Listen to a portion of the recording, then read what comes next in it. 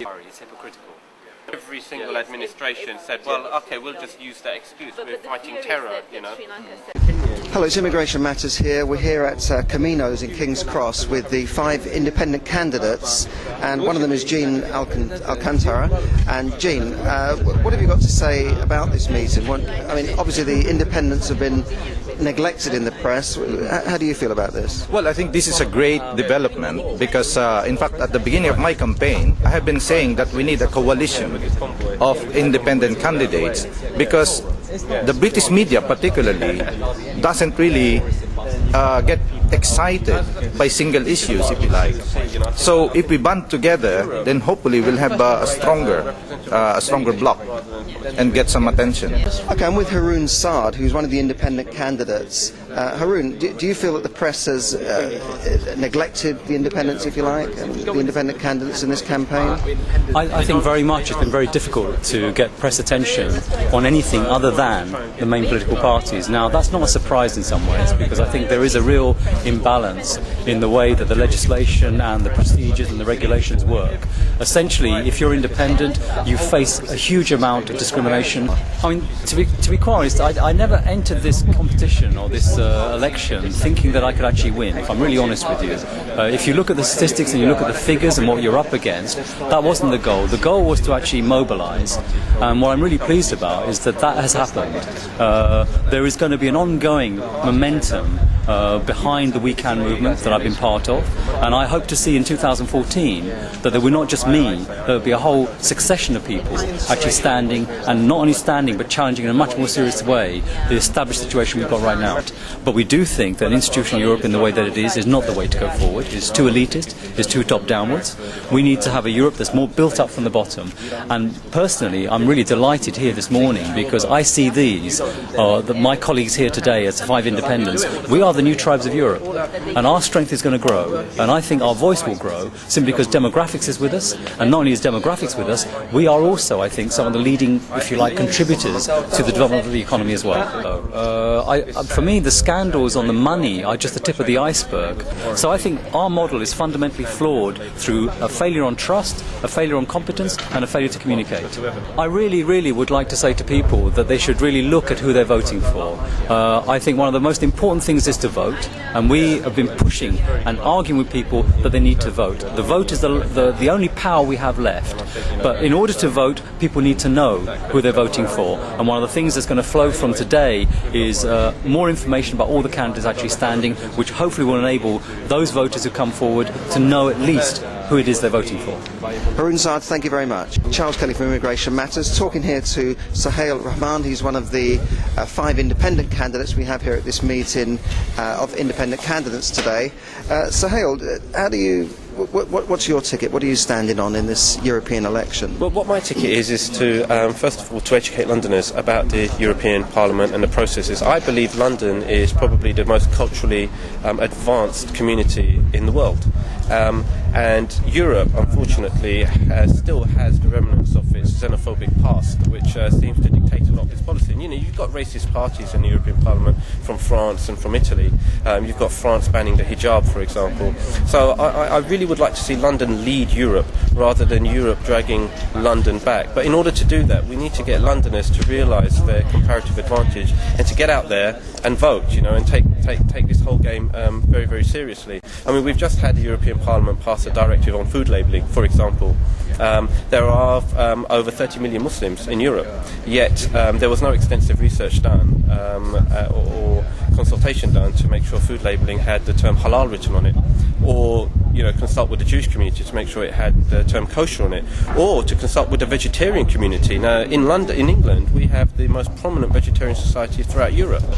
And do you think the independents have been neglected by the press in this campaign? I mean, we've hardly heard from any independents, have we? Independents, I don't think they've been neglected. They have been quite clearly neglected. I think there is, it's in the public interest for the media to at least educate the electorate. I mean, we live in a democracy after all, and we're exporting democracy at the end of a rifle to other countries. And I think maybe democracy and our political system needs to be taught in our schools, especially after the expenses issue.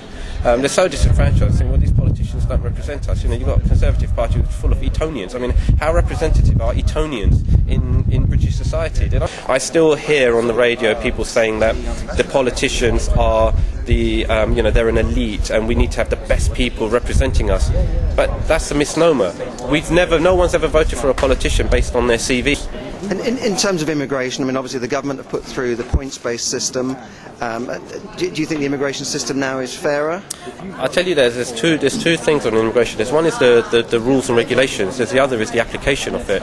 Now, I've also consulted with immigration officers, and when I hear the stories that they tell me, there's a huge abuse of process.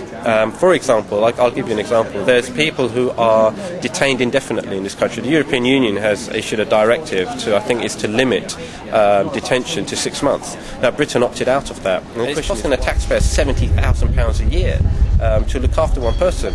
Why are we holding them in prison? Here we're at the meeting of the 5 independent candidates. Jan, do you feel that the independent candidates in this campaign have been neglected by the press? To some extent, yes, because I think that the BBC, for example, and the mainstream press have covered the parties. Wherever I see the parties are covered. But I don't see much at all on the independent candidates. Only the blogs sometimes pick them up. Okay. What are you mainly standing for yourself in this European election? In terms of issues, my issues arise from my background. I work in financial services, in banking, but I have a strong interest I'm an anti-genocide campaigner for the last 2 years, so I've been working in human rights, bringing people to book for war crimes. So my issues come into the civil rights, so I come from a civil rights background in that sense. So in terms of the European Parliament is a legislative body and a policy-making body. So in terms of what I would hope to do is to challenge policy and stand for ethical government and financial transparency in a broad sense, but in a narrow sense, very civil liberties oriented. I would look to reverse the erosion of civil liberties that we have experienced over the last decade, greater surveillance, the broader laws such as anti-terror laws, which can be used for common crime as well, which frequently are, and which I think that is a fundamental erosion of rights. So, and I would look for prosecutions globally for war crimes, for example, because I think that's something that's really neglected. The UN is failing to do that. What's your stance on immigration issues at the moment? And obviously the government have brought in the points-based system recently. Do you think the immigration system is fair? Do you think they've got it right? Or? My view on the immigration system tends to be that I'm not an immigration specialist, and I don't seek to. I will look into all of those issues in detail. But my view is that I think that Europe has a demographic issue. It has falling demographics, and it does need a certain amount of immigration to maintain the right demographic. I would approach it from the view of keeping Europe competitive. I think the points-based system, I'm quite for it if it will achieve that competitiveness in technology. That Europe actually does need to compete in the world. There's no way around that. With the rise of China and India and technological strengths in other parts of the world, Europe has to focus. The question is how that focus is achieved. I do stand for rights or fair rights for immigrants once they're here, and strong asylum policies, which I think is a plus point of Britain, I think. But obviously there's more practical work that can be done. A lot of the legislation might be there, but in practice it may not be working. I mean, that goes to the fairness of asylum tribunals, whether the tribunals are biased or not. It may go to the judicial system not being representative of the multi-ethnic mix of London, for example, that we clearly have. The judiciary here doesn't represent the population, and that will have an impact in asylum cases, for example. Okay. Great. Well, thanks very much, Jen.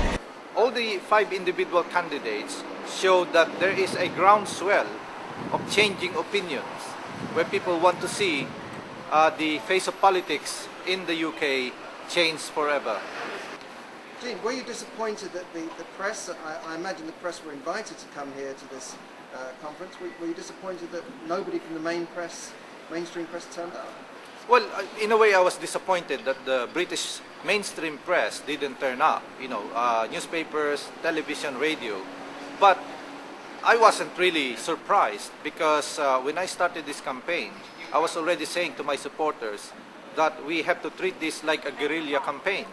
We have to do it under the radar, where the British media will continue to ignore us. So it has been shown today, but we continue nevertheless to fight for the campaign to succeed.